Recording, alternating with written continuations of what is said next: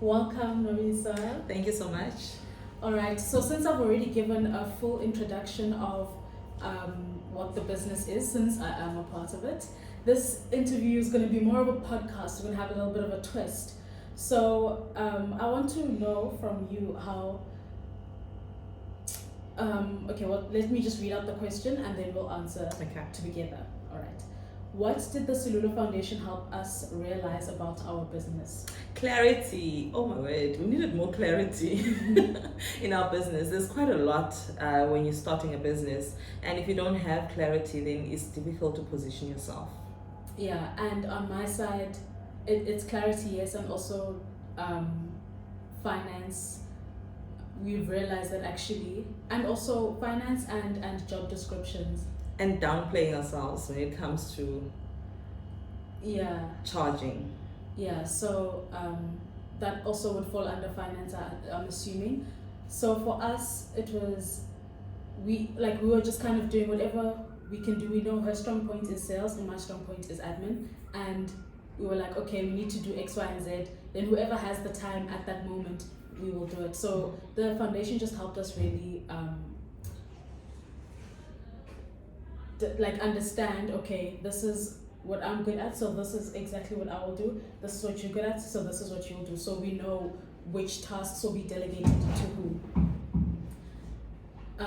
The next question is, what have we enjoyed most about our journey on Speak2Inspire? The journey is a transformation. When I see a child or a young person, they would want me to call them. If I see a young person and they have been transformed, or they have transformed themselves because they do it themselves, then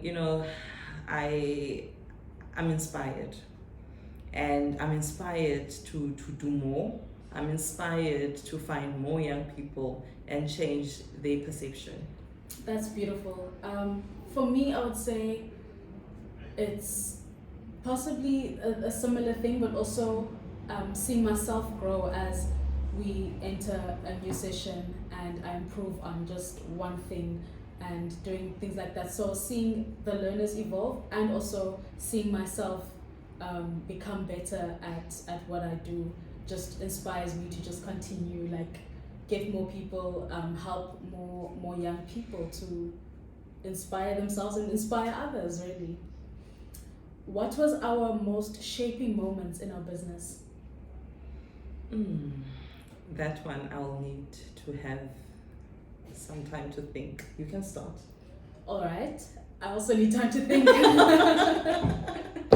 Our most shaping moments, I would say, one would be, for us, we had a group of individual learners, and it was great. It was fun going through the sessions. They were so eager, they were so engaging, very excited to be in our sessions, and just were wanting to learn, wanting to know more, and wanting to improve themselves each session. However, the downfall was that they slowly started dropping out one by one, and it was due to funds or due to them having other school activities that they had to prioritize above ours. So that made us realize that, okay, so because of that, we are going to just shift our business and not focus a lot on individuals, but focus on schools, because there's kids at schools all the time, and that's just easily accessible for us. So I'd say that's that situation helped us understand where we can find our target much easier, I would say. Okay, I agree with that. All right. Who would we consider our competition to be, and how do we stand out from them? Wow, quite a number of individuals that I would know. Should I name them? You don't necessarily need to name the people. Okay, there's quite a few people that are teaching effective communication skills to maybe corporates, young people, different audiences. So those are our competition. Yeah, and I would also say there's different kinds of competitors, right? So for us, it could be teachers, because they are sometimes the ones that allow us to not even continue with our program because they feel that they do the job that we would be doing. So we almost taking over their job. So they would count as our competitors. I don't know anyone. I don't have any other competitors in mind. But how I see that we stand out is we provide a soft skill, but however, it's also a critical and it's a power skill. You will use the skill for the rest of your life, and once you've mastered it, you will just achieve absolutely everything, and you can use it in absolutely every department. It's not only only entrepreneurs will need the skill. Everyone, a teacher, a scientist, an IT guy, everybody. What do you say? I say that, what was the question again? Who are our competitors and how do we stand out? Okay, the way that we stand out, we target young people in the township, which in most cases is only the competitors that I'm talking about. They are not doing any training in the township. If they do, then it's just a once off.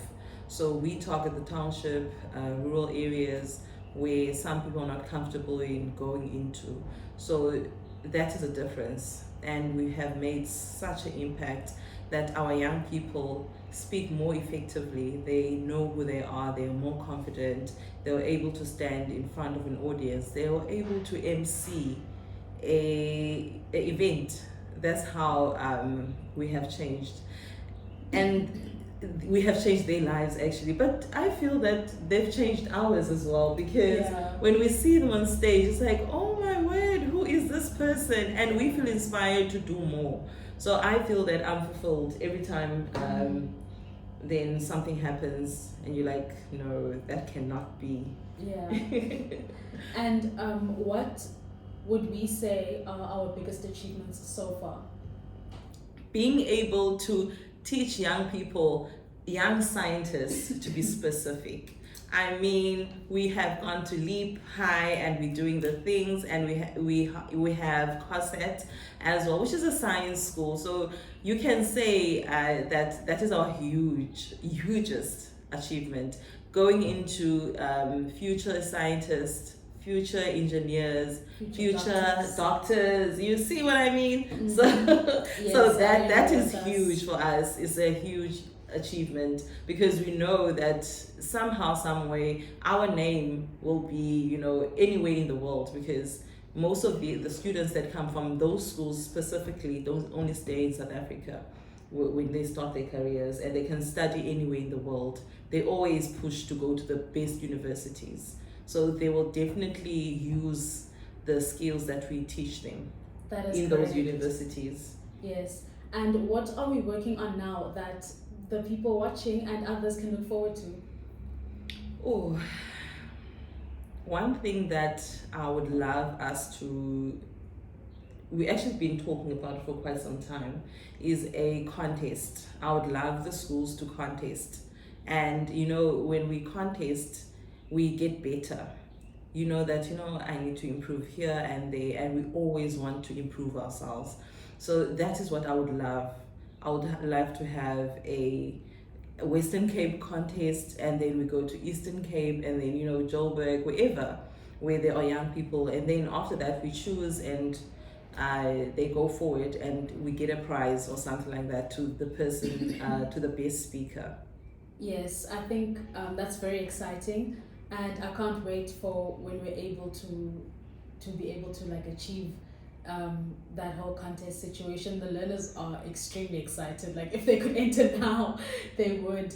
And when we speak about Speak2Inspire, a lot of young adults ask us, well, what about us? So what we thought is to start hosting masterclasses for the older group of young people. Does that even make sense? Because you feel that you youth as well. Yes. Yeah, and we need help in being able to present ourselves. Maybe if we want to prove ourselves at work as well, as people starting off work, being intimidated, in corporate and all of that. We want to have that confidence. So we are working on a masterclass, which we shall be announcing soon on our social medias, so be on the lookout. The next question is, how have our priorities changed over time? Wow. Do you want to start or do you want to answer that? I think you should answer that. That question is for you specifically.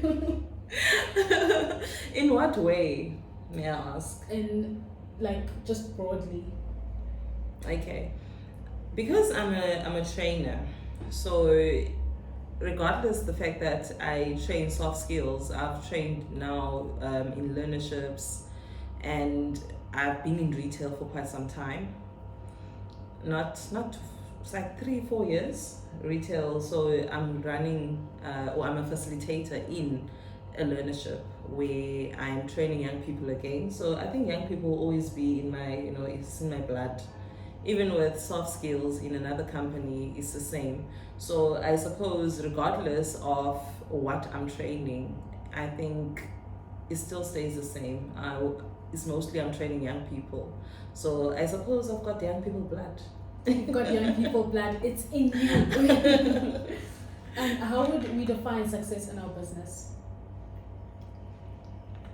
I would say if we have more learners, more by having the majority of the schools. I think there are 20 schools in Kailicha. Just imagine the buzz of these contests going on. I know there's debate, but this is something a bit different.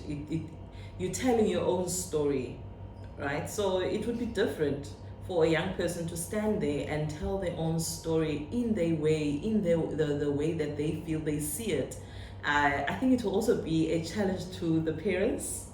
So, because these young people, they will tell you that this is not what I would have preferred, or you should have at least spoken to me before you've done something. So I think having the majority of the schools, let's say there's 20 or 25 schools in Kailicha, for example, having half of those schools would be a great achievement in our company. Yeah, I actually took the words right out of my mouth. I think being able to have enough schools and enough facilitators as well to manage all of the programs in the schools, and having maybe 2 contests per year, like that would be amazing in my eyes. Name one thing that we need that can take our business to the next level. I think commitment. Commitment for me. And focus. Okay, I said one thing, but commitment, focus, consistency, and exposure in some kind of way. Yeah, for sure. So you've got kids. Yes. I've got a niece and a nephew. What is one thing that you would like to instill in them from a young age already, like career-wise or anything that they are passionate about? Like, what is something that you would like to instill in them while they're still young? I think we are doing that already. I'm saying we because I'm married. So I think we are doing that already. We encourage the children to do what they love and also experience. You can't say that I don't like soccer and you have never experienced it. So my thing is experience something, then you say, you know what, I don't think this is for me. Especially if you keep saying, oh, I want to do it. If you are interested in it, and then you back off and say, no, but I don't think I'm good enough.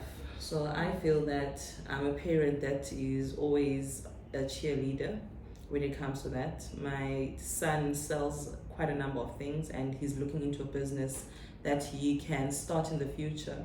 I remember yesterday we went out and he was looking at all these buildings that have all these names and he was saying SIA Technologies. So that's quite interesting. If he's starting to think, I'm like, oh, you're gonna go into technology. And my daughter is a creative, so she's always baking something, drawing something, cutting clothes. Yes, her clothes. So sometimes you just need to let children be, because you just don't know. There might be a designer that just wants, their clothes cut. So that might be a career one day.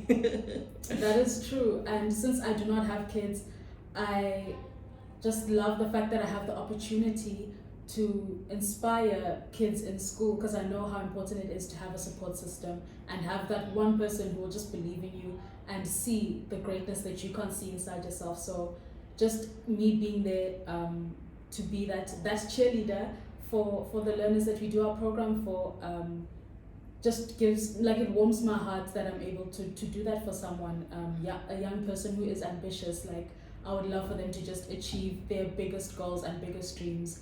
And yeah, that's really just it. Sis Nwabisa, it's been a pleasure having you. Thank you so much. I hope for us that our business grows into a great success and just encourages and inspires so many young people who will go and inspire other young people. Yep, we need more of that. And family, thank you so much for watching. Please come back next time and turn on the notification button, subscribe, comment, like, share, chazela nabanye to join in. Thank you so much. Bye.